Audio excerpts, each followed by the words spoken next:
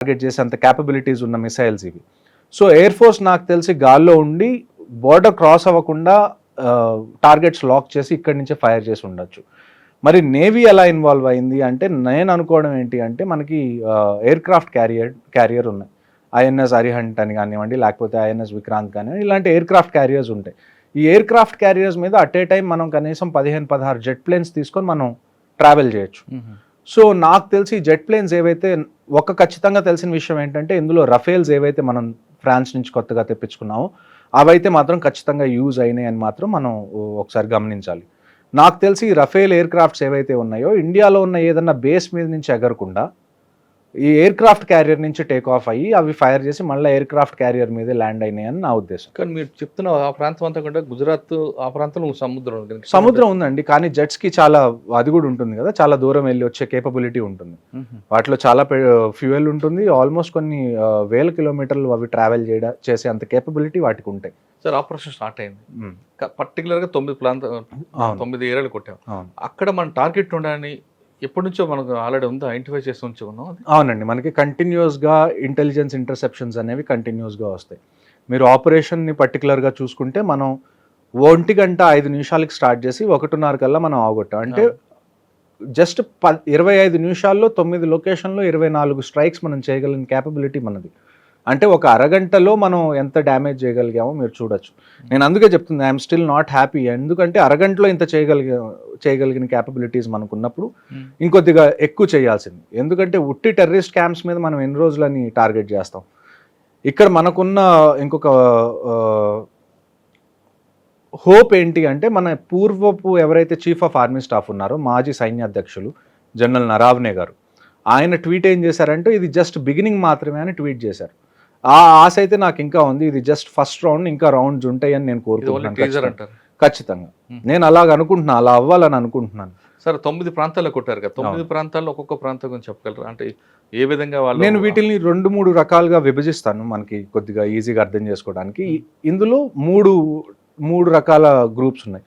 ఒకటి ఏంటంటే పాకిస్తాన్ ఆక్యుపైడ్ కాశ్మీర్ ఏదైతే ఉందో పిఓకేలో మెజారిటీ సైట్స్ మనం సెలెక్ట్ చేసుకున్నాం. ఎందుకంటే ఎవరైనా కాశ్మీర్లోకి ఎంటర్ అవ్వాలంటే ముందు పిఓకేలో ట్రైనింగ్ చేసి అక్కడి నుంచి ఈజీగా ఎంటర్ అవ్వచ్చు. కాబట్టి పిఓకేలో ఎక్కువ లాంచ్ ప్యాడ్స్ మన టార్గెట్ పిఓకే. కానీ ఈసారి మనం ఇంకా గట్టిగా చేసిన విషయం, చాలా అప్రిషియేట్ చేయాల్సిన విషయం ఏంటి అంటే మనం ఇప్పటి వరకు ఎన్ని ఆపరేషన్స్ చేసినా మనం జస్ట్ ఎల్సీ ఒక్కటే దాటాం, లైన్ ఆఫ్ కంట్రోల్.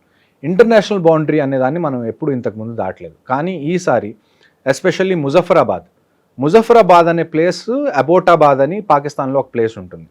ఆ అబోటాబాద్ 2 విషయాలకి చాలా ఫేమస్. ఒకటి ఏంటి అంటే ఇక్కడ మనకి ఇండియన్ మిలిటరీ అకాడమీ దెహ్రాదూన్లో ఎలాగుందో పాకిస్తాన్ మిలిటరీ అకాడమీ అబోటాబాద్లో ఉంది. అంటే అక్కడ ఉండే ఆర్మీ ఆఫీసర్స్ ఎవరైతే ఉంటారో అందరూ అక్కడే ట్రైన్ అవుతారు పాకిస్తాన్ మిలిటరీ అకాడమీలో.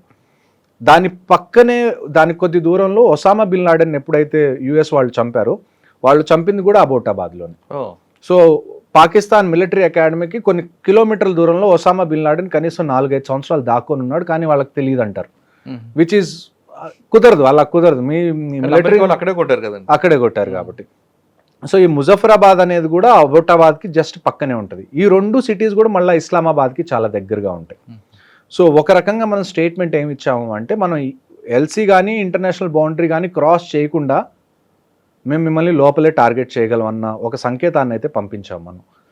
And at the same time మీరు కొద్ది కిందకు వస్తే పంజాబ్ రాజస్థాన్ వైపు వస్తే మనకి మురీద్కి అని ఒకటి, ఆ తర్వాత బావల్పూర్ అని ఒకటి, ఈ 2 మనకి జైషే మొహమ్మద్ మళ్ళీ లష్కరే తయ్యబాది మెయిన్ ట్రైనింగ్ సెంటర్స్ ఏవైతే ఉన్నాయో ఈ 2 ప్లేసెస్లో ఉన్నాయి. ఇవి కూడా కొద్దిగా పాకిస్తాన్లో ఇంటీరియర్స్లో ఉన్నాయి. దానితో కాశ్మీర్కి చాలా దూరంగా ఉన్నాయి. ఇవి ఒకవేళ మనం బావల్పూర్ చూసుకున్నాం అనుకోండి, బావల్పూర్లో మౌలానా మసూద్ అజర్ ఎవరైతే మన జైషే మొహమ్మద్ హెడ్ ఉన్నాడో అతని ఫ్యామిలీ ఆ కాంపౌండ్లోనే ఉంటారు. సో నిన్న మనకి తెలిసిన విషయం ఏంటంటే మసూద్ అజర్ ఫ్యామిలీలో 14 మందిని మనం చంపేశాం. ఇంకొక విషయం ఇక్కడ మనం గమనించాల్సింది ఏంటంటే ఆయన ఒట్టి మసూద్ అజర్ కాదు, మౌలానా మసూద్ అజర్. మౌలానా అంటే ఏంటండి? మదర్సాల్లో ఎవరైతే పాఠాలు చెప్తారో వాళ్ళని మౌలానా అంటారు, రిలీజియస్ టీచర్ బేసికలీ. సో ఎవరైతే టెర్రరిజంకి రిలీజన్ లింక్ లేదని చెప్తారో వాళ్ళు నాకు దీనికి ఆన్సర్ చెప్పండి. మసూద్ అజర్ని మౌలానా అని ఎందుకు అంటారు? ఒక ఇస్లామిక్ టీచర్గా ఆయనకి ఎందుకు ఆ కితాబ్ ఇచ్చారు మౌలానా అని? ఇప్పుడు ఎన్నైతే మనం స్ట్రైక్ చేసామో అందులో మెజారిటీ మనం స్ట్రైక్ చేసింది మదర్సాస్ని, మస్జిద్స్ని. వాళ్ళు ఆ కవర్ని యూజ్ చేసుకొని టెర్రరిజం చేస్తున్నారు. మళ్ళీ మీరు వచ్చి దానికి రిలీజన్కి సంబంధం లేదంటే అది తప్పు, ఆ లాజిక్ కుదరట్లేదు. సో దానికి కూడా ఆన్సర్ చెప్పాలి. ఓకే, రెండు ఓకే. ఇంకా మీకు ఐడియా వచ్చిన చెప్పండి. ఇంకా ఈ అంటే 9 ప్లేస్లు కొట్టాం మనం, 9 ప్లేస్లో 2 చెప్తున్నారు. 9 ప్లేసెస్లో 3 చాలా మనకి ఇంపార్టెంట్. 3 ఓకే. మిగతావన్నీ చిన్న చిన్న లాంచ్ ప్యాడ్స్, లేకపోతే ఇంతకు ముందు కూడా మనం అటాక్ చేసిన లాంచ్ ప్యాడ్స్, దగ్గరలో ఉన్న లాంచ్ ప్యాడ్స్ ఏవైతే పాకిస్తాన్ ఆక్యుపైడ్ కాశ్మీర్లో ఉన్నాయో. నేను చెప్పే 3 ఏవైతే ఉన్నాయో అవి పాకిస్తాన్లో ఉన్నాయి. పాకిస్తాన్ ఆక్యుపైడ్ కాశ్మీర్లో లేవు, కంప్లీట్ పాకిస్తాన్లో ఉన్నాయి. ఏది మనకి ఒక ముజఫరాబాద్ ఒకటి, ఏదైతే ఇస్లామాబాద్కి దగ్గరలో ఉంటుంది, ఒకటి మురీద్కి, అది లాహోర్కి దగ్గర, లాహోర్ అంటున్నా, అది కొద్దిగా పంజాబ్ పైన పఠాన్కోట్ దానికి చుట్టుపక్కల ఉంటుంది. అదే మళ్ళీ మనం బావల్పూర్ వచ్చామనుకోండి, అది ఆల్మోస్ట్ రాజస్థాన్ బార్డర్కి ఎదురుగా ఉంటుంది. సో అంత డీప్గా వెళ్ళి మనం కొన్ని చోట్ల టార్గెట్స్ అయితే 10-15 కిలోమీటర్ల దూరంలోనే ఉన్నాయి. అంటే మనం ఇండియాకి ఎక్కడ, పాకిస్తాన్ ఎక్కడ బోర్డర్ ఉందో అన్ని ప్రాంతాల నుంచి కొట్టాం. అవును, ఈవెన్ పంజాబ్, రాజస్థాన్ కూడా, గుజరాత్, జమ్మూ వరకు, శ్రీనగర్ వరకు, అవును, అన్ని బోర్డర్ నుంచి మనం అన్ని బోర్డర్లు ఒక్కసారి అటెంప్ట్ చేస్తాం. అవును. ఇందులో అన్నిటికన్నా గొప్ప విషయం ఏంటంటే ఈ బావల్పూర్ ఒకటి, ఈ మురిద్కి ఒకటి, ఇవి చాలా లోపల ఉన్నాయి. అంటే మన ఐబీకి, ఇంటర్నేషనల్ బౌండరీకి అంత దగ్గరలో లేవు. కనీసం ఒక 50 కిలోమీటర్లు, 60 కిలోమీటర్ల దూరంలో మన బావల్పూర్ ఉంది. కనీసం ఒక 30-40 కిలోమీటర్ల దూరంలో ఈ మురిద్కే ఉంది. ఇలాంటి టార్గెట్స్ని కూడా మనం ఆ కంట్రీలోకి ఎంటర్ అవ్వకుండా, ఎయిర్ స్పేస్లోకి ఎంటర్ అవ్వకుండా టార్గెట్ చేయడం అన్నది చాలా గొప్ప విషయం. దాన్ని మనం ఖచ్చితంగా అభినందించాలి. సార్, మనం బోర్డర్ దాటి, ఇంటర్నేషనల్ బోర్డర్ దాటి మరి వెళ్ళాం అంటే ఇక్కడే కరెక్షన్. వెపన్ మన దగ్గరే ఉంది, జెట్ మన దగ్గరే ఉంది, మనం క్రాస్ అవ్వాలి ఇంటర్నేషనల్ బార్డర్. జస్ట్ ఆ వెపన్ లో నుంచి ఏదైతే మనకు మిసైల్ వెళ్ళిందో ఆ మిసైల్ ఒక్కటే క్రాస్ అయింది, వెళ్ళింది. దానికి అబ్జెక్షన్ ఉంటుందా? అబ్జెక్షన్ అంటే ఇందులో ఇది జరిగిన వెంటనే నాకు నచ్చని విషయాలు ఇదొకటి. ఇండియన్ గవర్నమెంట్ వెంటనే స్టేట్మెంట్ రిలీజ్ చేసింది, మినిస్ట్రీ ఆఫ్ డిఫెన్స్. ఏమని? మేము చేసినవన్నీ precision strikes only on terrorist infrastructure which are non, దాన్ని ఏమంటారు, ఎస్కలేటరీ ఇన్ నేచర్ అని. అంటే వాళ్ళు చెప్పిన దాన్ని బట్టి ఏంటి అంటే, ఏ బిల్డింగ్ ఉందో ఆ బిల్డింగ్ని చూసి ప్రిసైజ్గా ఆ బిల్డింగ్ మీదే మేము టార్గెట్ చేసాం. పాకిస్తాన్ ఆర్మీకి సంబంధించిన ఏ ఎలిమెంట్ని మేము టార్గెట్ చేయలేదు. దాని తర్వాత ఇది ఏదైతే మేము చేసామో దీన్ని మీరు అది చేయలేదు, పెద్ద విషయం చేయకూడదు, ఎందుకంటే మేము టెర్రరిస్ట్ని టార్గెట్ చేసాం, సివిలియన్స్ని కానీ పాకిస్తాన్ ఆర్మీని కానీ మేము టార్గెట్ చేయలేదు అని చెప్పి ముందు నుంచే మనం ఒక సంజాయిషి ఇచ్చుకున్నట్టు నాకు అనిపించింది. అది మీకు నచ్చలేదు? అది నాకు ఖచ్చితంగా నచ్చలేదు. మనం జస్ట్ ఒక స్టేట్మెంట్ ఇవ్వాల్సింది, పెహల్గామ్లో ఇది జరిగింది, దానికి జస్టిస్గా మేము ఇది చేస్తున్నాం, దానికి న్యాయం చేస్తున్నాం అని మేము చేసామని అంతవరకే చెప్పాల్సింది. ఆ తర్వాత అక్కడి నుంచి ఏమన్నా క్వశ్చన్లు వస్తే అప్పుడు మనం ఎక్స్ప్లెయిన్ చేస్తే ఒక అర్థం. ముందు నుంచే మనం ఎక్స్ప్లెయిన్ చేస్తే మనం ఎక్కడో లోవర్ హ్యాండ్లో ఉన్నట్టు, లేకపోతే దీన్ని పెద్దది అవ్వకుండా మనమే ఆపుతున్నట్టు ఒక సంకేతం లాగా వెళ్తుంది. అలా కాకుండా జస్ట్ మనం ఇది చేసేసాం అని చెప్పి కామ్గా ఉండాల్సింది. అటువైపు నుంచి ఏమన్నా క్వశ్చన్స్ వస్తే అప్పుడు మనం చెప్పాల్సింది. లెట్ దెమ్ ఆస్క్, అప్పుడు ఎక్స్ప్లెయిన్ చేయండి. మీరే ముందు ఎందుకు సెల్ఫ్ ఎక్స్ప్లెనేటరీ ఇస్తున్నారు? అంటే గవర్నమెంట్కి చెప్పే అంత పెద్దవాడిని కాదు, కానీ అట్ ద సేమ్ టైం చూడ్డానికి ఎలాగుంటుంది అంటే పర్సెప్షన్ పరంగా అది వీళ్ళు ఎందుకు ముందే సంజాయిషి చెప్పుకుంటున్నారు, తప్పేం చేయలేదు కదా. ఇప్పుడు ఇజ్రాయెల్ ఉంది, యుఎస్ ఉంది, వాళ్ళు వేరే కంట్రీస్లో అసాసినేషన్ చేస్తారు, జెట్ ప్లేన్స్ని పంపించి అక్కడ చంపుతారు, అక్కడ బాంబ్ చేస్తారు. వాళ్ళు ఇలాగ ఎక్స్ప్లెయిన్ చేసుకుంటూ వెళ్ళరు, మేము ఎందుకు చేసాం. వాళ్ళు మేము చేసామని చెప్తారు అంతే. ఆ తర్వాత ఎవరైనా క్వశ్చన్స్ అడిగితే అప్పుడు ఎక్స్ప్లెనేషన్ ఇస్తారు, అప్పుడు డీటెయిల్గా వెళ్తారు. మనం కూడా అలా వెళ్ళాల్సింది. అంటే పోనీ ఇది ఊరిక పైకి అలాగా చూపించి మళ్ళీ సెకండ్ రౌండ్ ఉంటే నేను ఖచ్చితంగా ఆనందిస్తాను. సెకండ్ రౌండ్ ఉండదని మీరు ఎందుకు అనుకుంటారు? ఉండదు అంటే చూడండి, ఇప్పుడు పాకిస్తాన్ దగ్గర పోగొట్టుకోవడానికి ఏమీ లేదు. అదొక దాన్ని ఏమంటారు, అది అక్కడున్న మిలిటరీ లీడర్షిప్ ఏదైతే ఉందో వాళ్ళని ప్రామినెంట్గా ఉంచుకోవడం కోసం వాళ్ళు ఎంత దూరమైనా వెళ్తారు. వాళ్ళ దగ్గర ఎకానమీ లేదు, అది పాడైపోయిద్ది ఒకవేళ యుద్ధానికి వెళ్తే అన్న భయం వాళ్ళకి లేదు. ఎందుకంటే అక్కడ ఎకానమీ అనేది ఏం లేదు. లాస్ట్ పెహల్గామ్ అటాక్ దగ్గర నుంచి ఆల్మోస్ట్ 10,000 పాయింట్స్ వాళ్ళ సెన్సెక్స్ పడిపోయింది. అక్కడ నిత్యావసర వస్తువులు లేవు. ఇప్పుడు మనం ఇండస్ వాటర్ ట్రీటీ ఆపిన తర్వాత నీళ్ళు ఎలానో లేదు. సో వాళ్ళు పోగొట్టుకోవడానికి వాళ్ళ దగ్గర ఏమీ లేదు. సో ఆ సిచ్యువేషన్ని కూడా మనం ఒకసారి కన్సిడరేషన్లోకి తీసుకోవాలి. అంటే చచ్చిన పావును చంపకూడదు అన్నట్లు ఒక రకంగా అలా చెప్పచ్చు. కానీ పీఓకేని పూర్తిగా హ్యాండ్ ఓవర్ చేసుకుంటే అయిపోద్ది కదండి. పీఓకేని హ్యాండ్ ఓవర్ చేసుకోవాలన్నా కానీ మనం పాకిస్తాన్ ఆర్మీతో ఫైట్ చేయాలి. ఎందుకంటే పీఓకే ఏరియా ఏదైతే ఉందో అందులో పాకిస్తాన్ ఆర్మీ ఫుల్ ప్రెజెన్స్ ఉంది వాటికి కూడా. సో తీసుకోవచ్చా తీసుకోకూడదా అని అడిగితే ఖచ్చితంగా మనం తీసుకోవచ్చు. ఆ కేపబిలిటీ కూడా మనకుంది. నేను ఇందాక మీకు చెప్పినట్టు ఇవాళ జరిగింది నాకు తెలిసి ఇండియన్ ఆర్మర్డ్ ఫోర్సెస్ కేపబిలిటీలో గట్టిగా 1% కూడా మనం యూజ్ చేయలేదు. 1% యూస్ చేయలేకపోతేనే మనం 25 నిమిషాల్లో ఇంత చేయగలిగాం. అదే మనం ఫుల్ కేపబిలిటీస్ వాడితే పిఓకే తీసుకోవడం పెద్ద విషయం కాదు మనకి. కానీ అది తీసుకునే ముందు మనం దాని నుంచి కాన్సిక్వెన్సెస్ ఏముంటాయి, వాటికి రెడీగా మనం ఉన్నామా అన్న విషయాన్ని మన గవర్నమెంట్కి అనిపిస్తే then we will go ahead. Sir, ఆపరేషన్కి వెళ్ళే ముందు అన్ని డిపార్ట్మెంట్ కూడా ముందు అలర్ట్ చేస్తారట కదా? నాకు తెలిసి చూడండి, ఇలాంటి సీక్రెట్ ఆపరేషన్స్ ఎలాగుంటాయి అంటే లాస్ట్లో నాకు తెలిసి కొన్ని గంటల ముందే ప్లాన్ బయటికి రిలీజ్ అవుతుంది. అంతకు ముందు వరకు కూడా కనీసం ఒక 2-3 ప్లాన్లు ఎక్స్ట్రా పెట్టుకొని ఉంటారు. ప్లాన్ బి, ప్లాన్ సి లాగా కనీసం ఏబిసి 3 ప్లాన్స్ అయితే కనీసం మినిమం ఉంటాయి. ఎందుకంటే ఇలాంటి సీక్రెట్ ఆపరేషన్స్లో కొన్నిసార్లు ఇన్ఫర్మేషన్ లీక్ అవ్వడానికి కూడా ఛాన్సెస్ ఉంటాయి. ఒకవేళ ఇన్ఫర్మేషన్ లీక్ అయింది అనుకోండి, మనం ముందు నుంచి అనుకున్న ఆపరేషన్ మనం అప్పుడు తలపెడితే వాళ్ళు ఆల్రెడీ రెడీగా ఉంటారు ఇన్ఫర్మేషన్ లీక్ అయింది కాబట్టి. సో ఇలాంటి ఆపరేషన్స్ ఎలాగుంటాయంటే మనం ముందే ఒక 3-4 ఆప్షన్స్ రెడీగా పెట్టుకుంటాం. అందులో లాస్ట్లో కొన్ని గంటలు మిగిలిందన్నగానే ఏ ఆపరేషన్ అనేది ఫైనల్ అవుతుందో అప్పుడు చెప్తారు. దాన్ని బట్టి అప్పటి వరకు అందరూ ప్రాక్టీస్ చేస్తూ ఉంటారు. ఒకసారి ఫైనల్ ఆర్డర్స్ వచ్చిన తర్వాత వాళ్ళు ఏదైతే ఆపరేషన్ ని ఫైనల్ చేశారో దాన్ని వాళ్ళు కంప్లీట్ చేస్తారు. ఆపరేషన్ ఫైనలైజ్ అయిన తర్వాత ఆపరేషన్ స్టార్టింగ్ ఎంత టైం ఉంటుంది మధ్యలో? నాకు తెలిసి ఇలాంటి సీక్రెట్ ఆపరేషన్స్ కి హార్డ్లీ 2 hours కన్నా నాకు తెలిసి ఎక్కువ టైం ఉండదండి. ఒకేసారి మొత్తం ఇన్ని రకాలుగా ఈ యాంగిల్ కొట్టాలంటే దానికి ఎంత ప్లాన్ ఉండాలి? దానికి తోడు కరెక్ట్ గా ఇది జరిగే కొన్ని నిమిషాల ముందే ఇండియన్ ఆర్మీ కూడా ఇన్స్టాగ్రామ్ లో పోస్ట్ పెట్టింది, వి విల్ ఫైండ్ యూ అని. సో ఫస్ట్ మనం ఒక ఇండికేషన్ ఇచ్చాం, మేము మిమ్మల్ని ఎక్కడ దాక్కున్నా కనిపెడతాము అని. ఆ కనిపెట్టి మరీ కొట్టారు, చెప్పి మరీ చేసినట్టు ఒక రకంగా. అక్కడి నుంచి మళ్ళీ రిటాలియేషన్ కూడా మనకు వస్తుంది ఈ పూంచ్ రజౌరీలో. సార్, ఆపరేషన్ ఎలా జరిగింది? ఆపరేషన్ కి దాదాపు 9 ప్రాంతాలకు టార్గెట్ చేసాం. ఏ బేస్ నుంచి ఎక్కడ వెళ్ళాం, ఎలా చేసుకోవచ్చు అని ఒకసారి ఎక్స్ప్లెయిన్ చూడండి. మొత్తం ఇక్కడ ఇంకొక పేరు ఒకటి ఉంది, బావల్పూర్ అని. ఓకే, ఇది ఉంది చూసారా, బావల్పూర్. ఇది 21st నేమ్. సో మొత్తం నాకు తెలిసి ఇప్పుడు వరకు ఉన్న మన ఇన్ఫర్మేషన్ ప్రకారం ఫస్ట్ 21 సైట్స్ ఏవైతే ఉన్నాయో ఇందులో సవాయి నాలా కానివ్వండి, సయ్యద్నా బిలాల్, మస్కరే అక్సా, చేలాబందీ, అబ్దుల్లా బిన్ మసూద్, దులాయి, గడి హబీబుల్లా, బట్రాసి, బాలాకోట్, ఓగి. బాలాకోట్ మనకి ఐడియా ఉండాలి, ఇంతకు ముందు కూడా మనం చేసాం. సో ఇవన్నీ ఆల్మోస్ట్ ఎక్కడైతే మనం ఇంతకు ముందు పుల్వామా అప్పుడు చేసిన ఎయిర్ స్ట్రైక్స్ అప్పుడు చేసిన ఏరియా అది. సో ఏవైతే మెయిన్గా ఎక్కడైతే టెర్రరిస్ట్ ఇన్ఫ్రాస్ట్రక్చర్ ఉందని మనకు తెలుసో అవన్నిటిని మనం ముందే మన దగ్గర ఉన్న ఇన్ఫర్మేషన్ ఇంటెలిజెన్స్ని బట్టి రఫ్గా ఒక 21 నేమ్స్ మనం షార్ట్ లిస్ట్ చేశారు ఇండియన్ గవర్నమెంట్.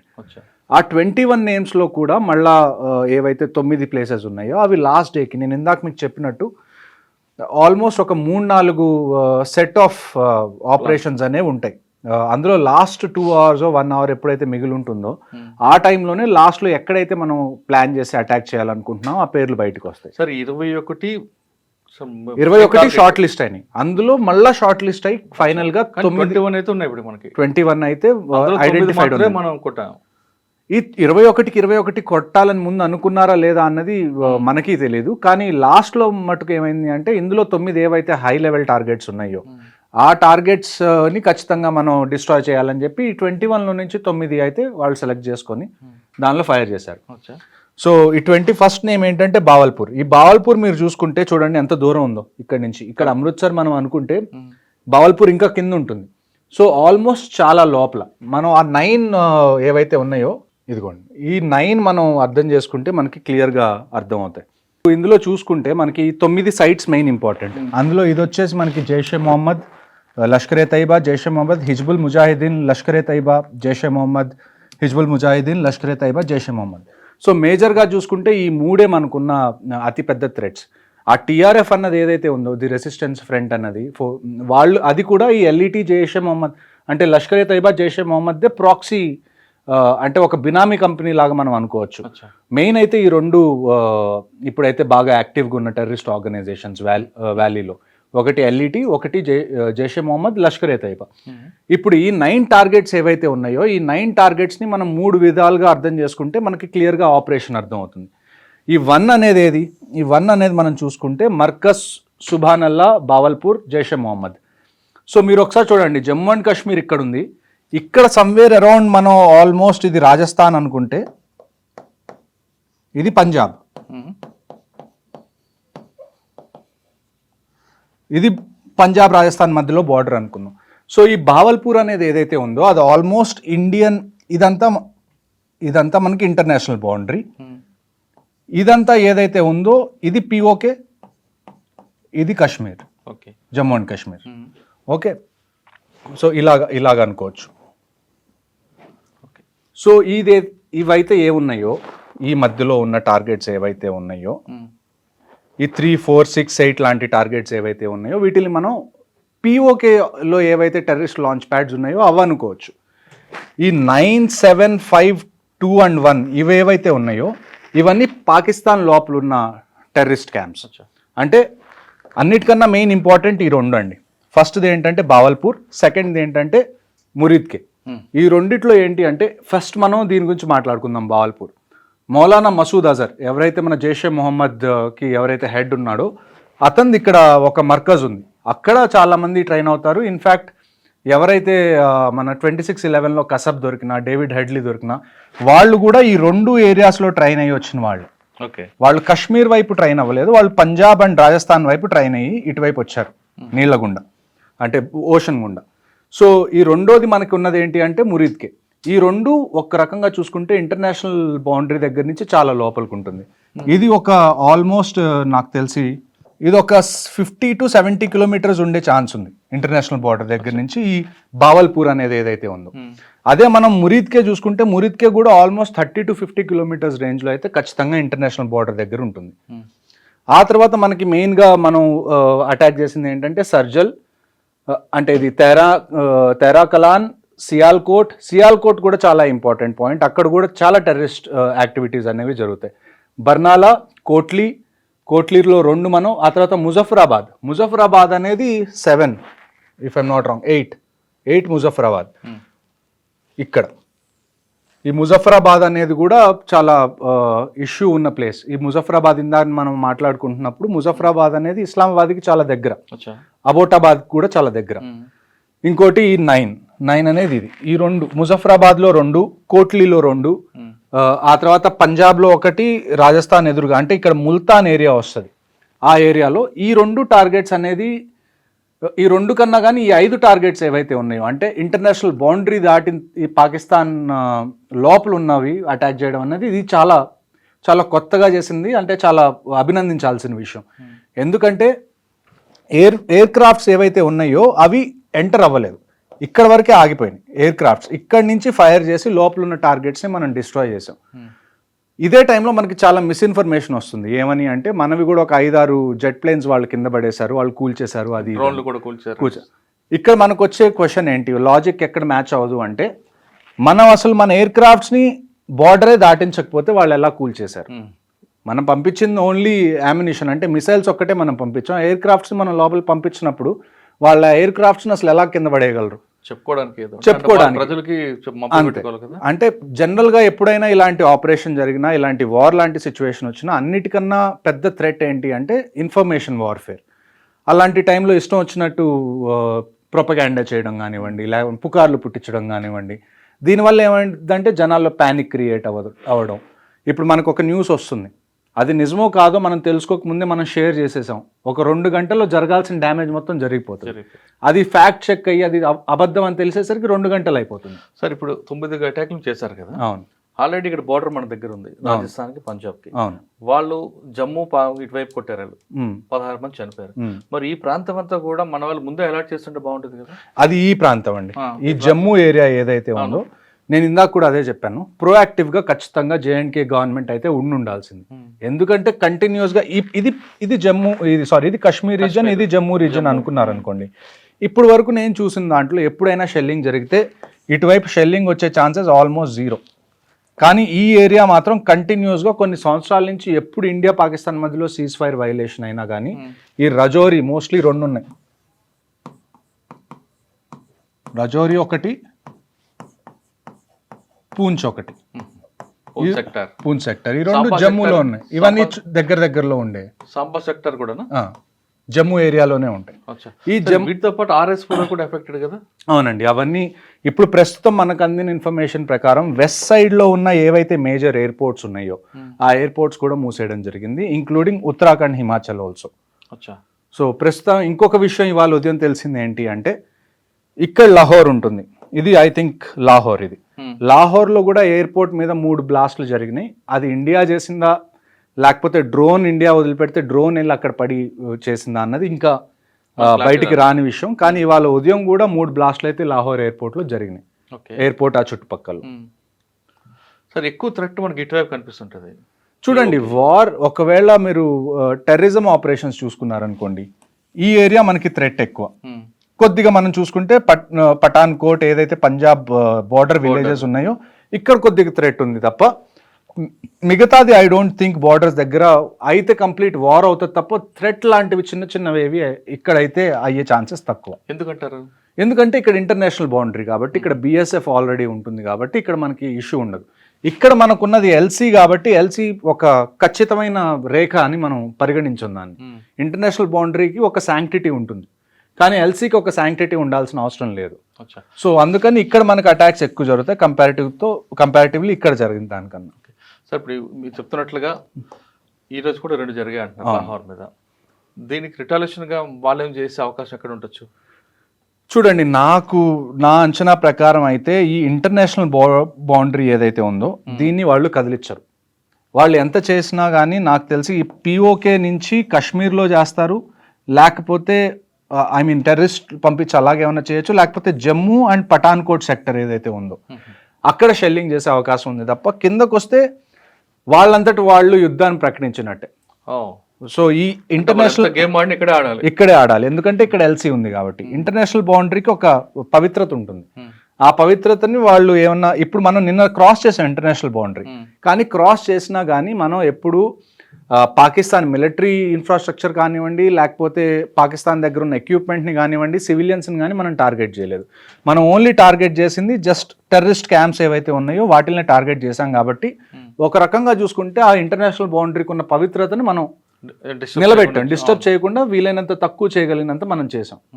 కానీ వాళ్ళు ఒకవేళ కనుక ఇంటర్నేషనల్ బౌండరీ క్రాస్ చేశారనుకోండి, లేకపోతే క్రాస్ చేయడానికి ట్రై చేస్తే మాత్రం ఖచ్చితంగా మన వైపు నుంచి కూడా రిటాలియేషన్ ఉంటుంది గట్టిగా. సార్ ఇదంతా ఒక పార్ట్ పెట్టండి, అసలు ఆ రోజు ఈ విధంగా వచ్చారు, లోపలికి వెళ్ళి వచ్చారు వాళ్ళు? చూడండి, అది మీరు ఒకసారి పిఓకే ఏరియా ఏదైతే ఉందో ఇక్కడ మనకి కంటిన్యూస్గా terrorist launch pods, terrorist training centres అనేవి ఎప్పటి నుంచో ఉన్నాయి. ఇప్పుడు బాలాకోట్ ఎయిర్ స్ట్రైక్ జరిగినప్పుడు కూడా ఇక్కడ ఉన్నవే మనం అన్ని డ్యామేజ్ చేసాం, కానీ వెంటనే మళ్ళీ పుట్టుకొచ్చినాయి పుట్టుగొడుగుల్లాగా. సో ఇక్కడి నుంచి వాళ్ళు కాశ్మీర్లోకి పాసెస్ ఉంటాయి, కొన్నిసార్లు నదుల్లో నుంచి వస్తారు, కొన్నిసార్లు మంచు పడడం వల్ల టన్నల్స్ ఉంటాయి, మంచు పడడం వల్ల ఫెన్సింగ్ ఏదైతే ఉంటుందో ఫెన్సింగ్ కూలిపోవడం కానివ్వండి, దాని మీద నుంచి ఎక్కి రావడం కొద్దిగా ఈజీ అవుతుంది. పాసెస్ కొన్ని తెరుచుకుంటాయి, వింటర్ పాసెస్ ఏవైతే మూసెస్ ఉన్నాయో సమ్మర్ స్టార్ట్ అవగానే అవి ఓపెన్ అవుతాయి. సో అటువైపు నుంచి వచ్చి వాళ్ళు ముందే ఏదైతే ఫారెస్ట్ ఉందో ఆ ఫారెస్ట్లో వాళ్ళు ముందే దాక్కున్నారు, ఆ ఫారెస్ట్లో దాక్కొని అక్కడి నుంచి పహల్గామ్లో అటాక్ జరిగిందని చెప్పి నాకు తెలిసిన ప్యాటర్న్. సార్ వీళ్ళకి లోకల్ వాళ్ళు సపోర్ట్ చేశారనేది వాస్తవం అంటారా? ఖచ్చితంగా ఉందండి. ఇప్పుడు ఇంకొక విషయం ఏం జరిగిందంటే రీసెంట్గా వీళ్ళకి ఎవరైతే లాజిస్టిక్స్ ప్రొవైడ్ చేశారో, పహల్గామ్ అటాక్ చేసిన వాళ్ళకి ఎవరైతే లాజిస్టిక్స్ ప్రొవైడ్ చేశారో ఒక వ్యక్తి వాళ్ళకి తిండి పెట్టడం కానీ, వాళ్ళు ఉండడానికి ఏరియా ఇవ్వడం కానీ, అతన్ని ఆర్మీ పట్టుకోవడానికి వెళ్తే అతను తప్పించుకుందామని చెప్పి నదిలో దూకి ట్రై చేస్తే చనిపోయాడు. సో లోకల్స్ది ఖచ్చితంగా ఇందులో ప్రమేయం ఉంది. అందుకే ఈ ఇన్సిడెంట్ జరిగిన వెంటనే 1500 మంది ఆన్ గ్రౌండ్ వర్కర్స్ని Indian army, Jammu and Kashmir police arrest చేసి వాళ్ళని ఇంట్రాగేట్ చేసిన తర్వాత వచ్చిన న్యూస్ని బట్టి అతన్ని పట్టుకోవడానికి వెళ్ళారు. ఓకే సార్, ఇదంతా ఒక పార్ట్ అండి. కానీ పహల్గామ్లో చేసిన అటాక్స్ ఆ నలుగురు ఇప్పుడు దొరుకుతారండి? ఆ నలుగురు కదా ఇంపార్టెంట్.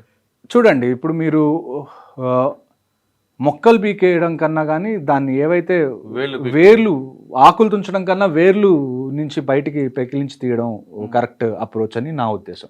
ఈ నలుగురు ఖచ్చితంగా దొరుకుతారు, వీళ్ళు ఎక్కువ టైం పట్టదు. ఈ రోజుకి నాకు తెలిసి 2 వారాలు అవుతుంది మన అటాక్ అయ్యి.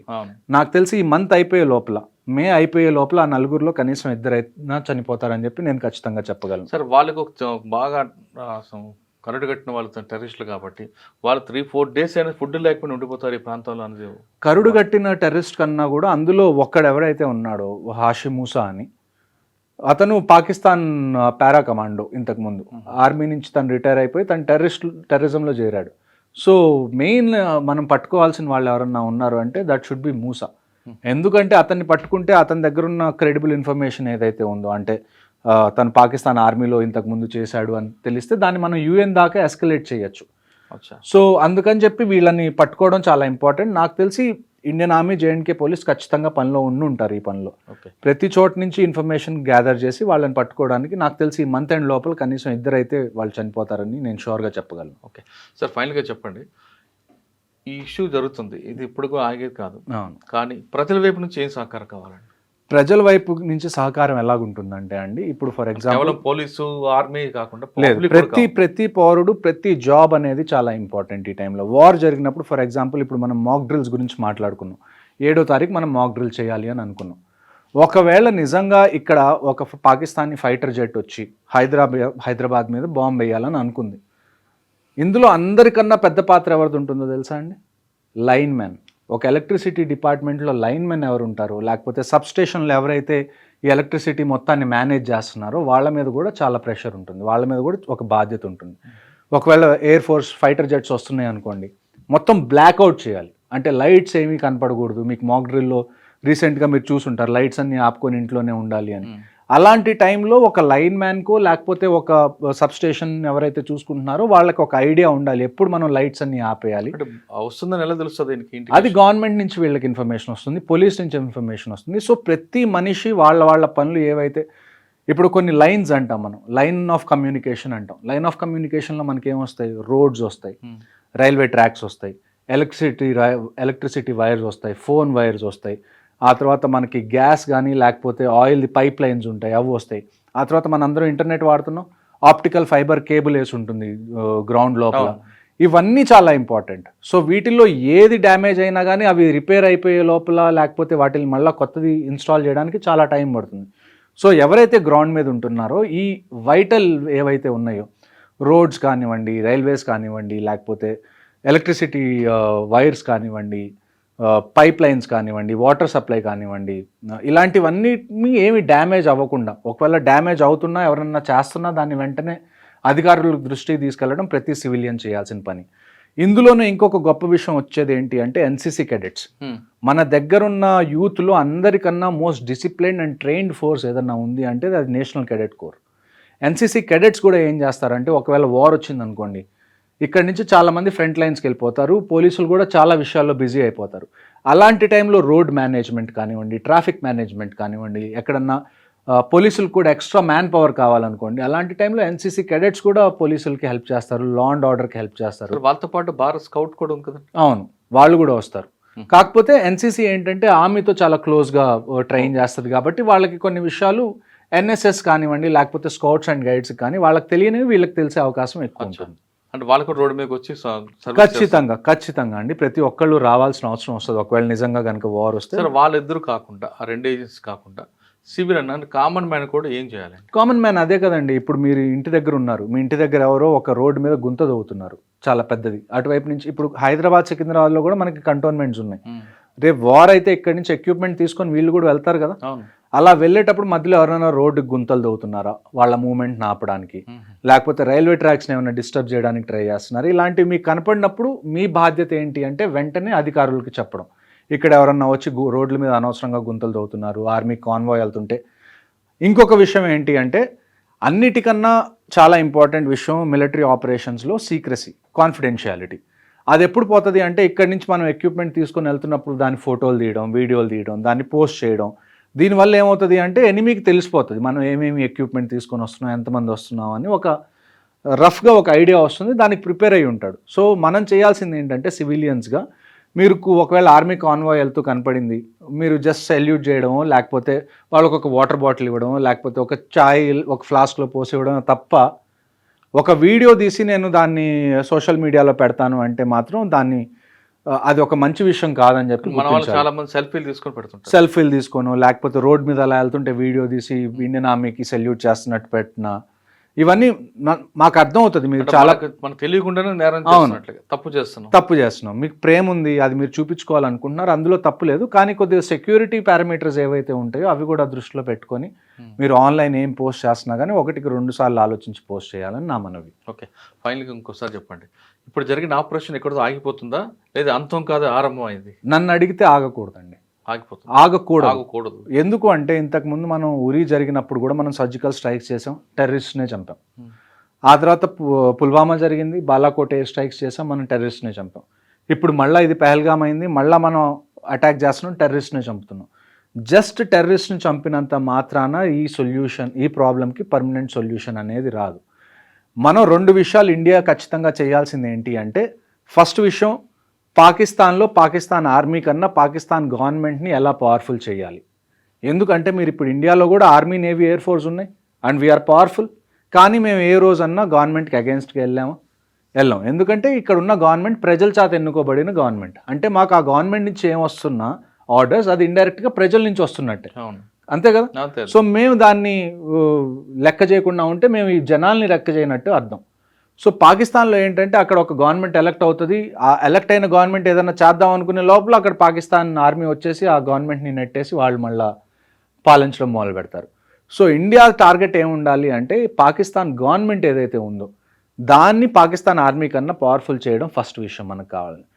రెండో విషయం ఏంటి అంటే ఈ ఆపరేషన్స్తో పాటుగా మనం చేయాల్సింది ఏంటి అంటే, ఇప్పుడు Pakistan is also a nuclear country, వాళ్ళ దగ్గర కూడా న్యూక్లియర్ కేపబిలిటీస్ ఉన్నాయి. మనం ఏమేం డాక్యుమెంట్స్ లేకపోతే ఏమేం ప్రూఫ్స్ కలెక్ట్ చేసి మనం యునైటెడ్ నేషన్స్లో ఎలాగ అపీల్ చేయాలి అంటే, ఇలాంటి పనులు పాకిస్తాన్ చేస్తుంది కాబట్టి యుఎన్ షుడ్ మేక్ షూర్ పాకిస్తాన్ని డీన్యూక్లియరైజ్ చేయాలి. పాకిస్తాన్ దగ్గర న్యూక్లియర్ అసెట్స్ ఉంటే కోతికి కొబ్బరి చెప్పు ఉన్నట్టే. సో అందుకని చెప్పి వాళ్ళ దగ్గర నుంచి న్యూక్లియర్ అసెట్స్ అనేవి మనం యునైటెడ్ నేషన్స్ ద్వారా తీసేయడం అనేది దాన్ని ఏమంటారు లాంగ్ రన్లో మనకి చాలా బెనిఫిట్ అయ్యే ఒక ప్లాన్. ఈ 2 మనం ఇండియన్ గవర్నమెంట్ చేస్తే నాకు తెలిసి ఈ ప్రాబ్లంకి ఒక పర్మనెంట్ సొల్యూషన్ అయితే ఉంటుంది. అంతేగాని పిఓకే చూడండి, ఒక్కసారి వాళ్ళ దగ్గర న్యూక్లియర్ లేదనుకోండి, న్యూక్లియర్ డిటరెంట్ అనేది వాళ్ళ దగ్గర లేదనుకోండి, మనం ఆపరేషన్స్ కూడా కొద్దిగా ఈజీగా చేయొచ్చు. పిఓకే ఇప్పుడు ఈ government for example Modi government మేము పిఓకే తెస్తాం అని అన్నా కానీ it doesn't happen in a week or A month. దానికి చాలా టైం పడుతుంది, దానికి బ్యాక్గ్రౌండ్ వర్క్ కూడా చాలా కావాలి. అలాంటి బ్యాక్గ్రౌండ్ వర్క్లో నన్ను అడిగితే ఆ న్యూక్లియర్ ఏవైతే ఉన్నాయో న్యూక్లియర్ అసెట్స్ పాకిస్తాన్ దగ్గర అది యుఎన్ జప్తు చేసుకున్న తర్వాత మనం ముందుకెళ్ళడం బెటర్. ఓకే, మొత్తం మీద ఆపరేషన్ చూసుకుంటే ఏమాత్రం కాదు, మనం వాడింది కేవలం 1% మాత్రమే వాడామంటున్నారు హర్ష గారు. ఆయన చెప్తున్నట్టుగా పూర్తి స్థాయిలో మనం వాడితే దాన్ని తట్టుకోవడం ఎవరి తరం కాదు అని చెప్తున్నారు. మరోవైపు ఒకవేళ పాకిస్తాన్ కానీ యుద్ధం ప్రకటిస్తే భారతదేశంలో ప్రతి పౌరుడు కూడా తన వంతు పాత్ర పోషించాలంటూ హర్షవర్ధన్ చెప్తున్నారు. ఇది మందే కాదు అని కాకుండా ప్రతి ఒక్కరు తమకి ఏం జరుగుతుందన్న విషయాన్ని వెంటనే ఆఫీసులకు దృష్టి తీసుకెళ్ళడం, అదేవిధంగా అక్కడ జరుగుతున్న విషయాలను సెల్ఫీలకి తీసుకొని కాలక్షేపం చేయకుండా మీ వంతు బాధ్యతగా చేయండి అంటూ హర్షవర్ధన్ గారు రిక్వెస్ట్ చేస్తున్నారు. ఇది పహల్గామ్ ఇష్యూపై హర్షవర్ధన్ గారు ఒపీనియన్. మరో ఇష్యూలో మళ్ళీ కలుద్దాం. అంతవరకు నమస్తే. థ్యాంక్ యూ అండి. Thank you very much. జై Hind.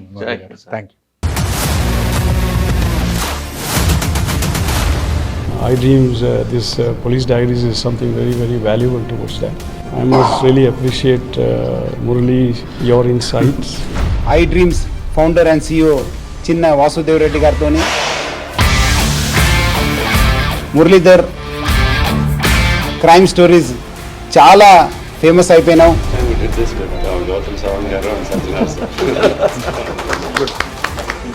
Well done. Congratulate him for doing so well. And I congratulate him, his boss also, for doing so well.